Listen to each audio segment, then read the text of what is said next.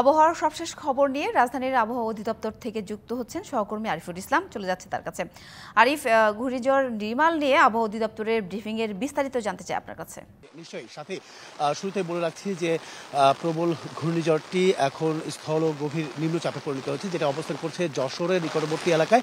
আর সেক্ষেত্রে আরেকটি তথ্য জানিয়ে রাখি যে দেশের প্রতিটি সমুদ্র বন্দরগুলোতে যে মহা বিপদ সংকেত দেখে যেতে বলা হয়েছে 10 নম্বর, সেখান থেকে নামিয়ে প্রতিটি সমুদ্র বন্দরকে 3 নম্বর স্থানীয় সতর্ক সংকেত দেখে যেতে বলা হয়েছে। আর এক্ষেত্রে ট্রলারের মাঝি যারা আছেন তাদেরকে আরও 24 ঘন্টা নিরাপদ আশ্রয়ে থাকার জন্য অনুরোধ জানিয়েছে কিন্তু আবহাওয়া অধিদপ্তর। আরেকটি বিষয় জানিয়ে রাখছি যে দেশের সর্বোচ্চ বৃষ্টিপাত রেকর্ড করেছে 203 মিলিমিটার, যেটা হচ্ছে চট্টগ্রাম, এবং কি কুতুবদিয়াতে যেটা বৃষ্টিপাত রেকর্ড করা হয়েছে দ্বিতীয়তম, সেটা হচ্ছে যে 125 মিলিমিটার।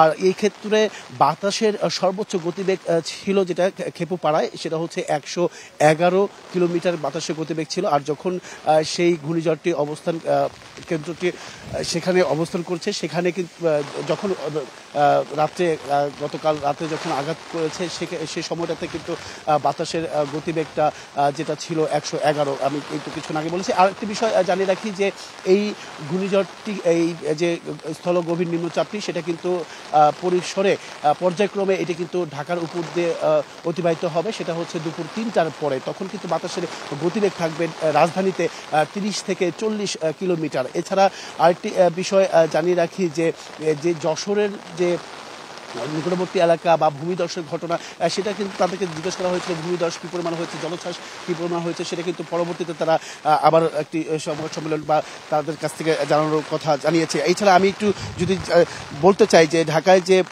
অতিক্রম আজ সকাল 9টায়, এটা কিন্তু মূলত যে ঘূর্ণিঝড়টি, সেটা কিন্তু আজ সকাল 9টায় মূলত এটি স্থল গভীর নিম্নচাপে পরিণত হয়েছে। আর এই প্রভাবে রাজধানীতে কিন্তু ভারী বৃষ্টি হওয়ার সম্ভাবনা দেখছে আজকে পুরো দিনেই। তবে এটি আগামীকাল পর্যন্ত চলবে, বুধবার নাগাদ আবহাওয়াটা স্বাভাবিক হওয়ার সম্ভাবনা দেখছে আবহাওয়া অফিস।